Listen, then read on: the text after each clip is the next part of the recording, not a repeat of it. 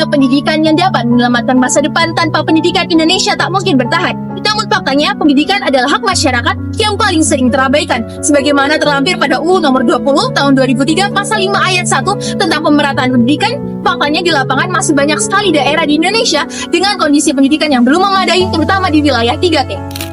Salah satu kasus menimpa pada siswa di desa Sop Sorong karena kurangnya fasilitas pendidikan mengharuskan mereka untuk menaiki perahu tanpa pelampung keselamatan demi menimba ilmu. Kualitas pengajaran juga mempengaruhi kualitas pendidikan.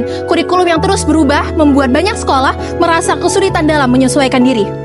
Begitu juga dengan ketimpangan ekonomi, karena faktanya 76% keluarga mengaku bahwa anaknya putus sekolah karena permasalahan ekonomi. Hal ini menyatakan bahwa bantuan dari pemerintah belum disalurkan secara merata dan juga masih terjadi pemotongan secara berkala.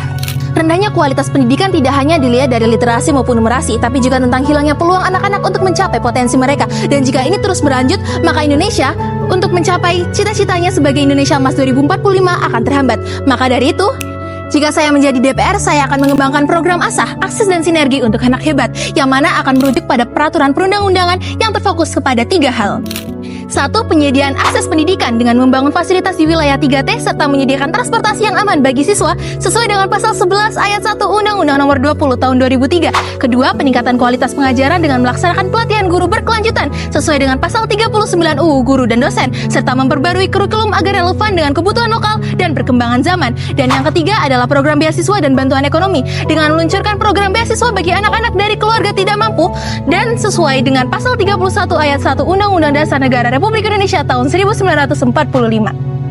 Pelaksanaan program ini tentu tak terlepas dari fungsi DPR yang termuat pada pasal 20A ayat 1 Undang-Undang Dasar Negara Republik Indonesia, yang mana DPR memiliki 3 fungsi. Pertama, fungsi legislasi dengan mengusulkan RUU yang mendukung pendidikan di wilayah 3T serta memastikan regulasi untuk alokasi dana pendidikan yang adil sesuai pasal 34 UUD NRI 1945. Dan yang kedua, fungsi anggaran dengan memastikan anggaran untuk program ASAH disetujui dan dialokasikan secara tepat sekurang-kurangnya 20% anggaran dari APBN maupun APBD. Dan yang ketiga, fungsi pengawasan dengan mengawasi implementasi program ASAH untuk memastikan transparansi dan akuntabilitas sesuai dengan pasal 8 Undang-Undang Nomor 15 Tahun 2006. Diharapkan dengan adanya ASAH, pendidikan Indonesia semakin meningkat. Seperti kata B.J. Habibie, bangsa yang hebat dimulai dari pendidikannya. Maka dari itu, saya Aktia Salsabila Algebra siap menjadi anggota Parlemen Remaja Dapil Papua Barat tahun 2024. Terima kasih dan sampai jumpa.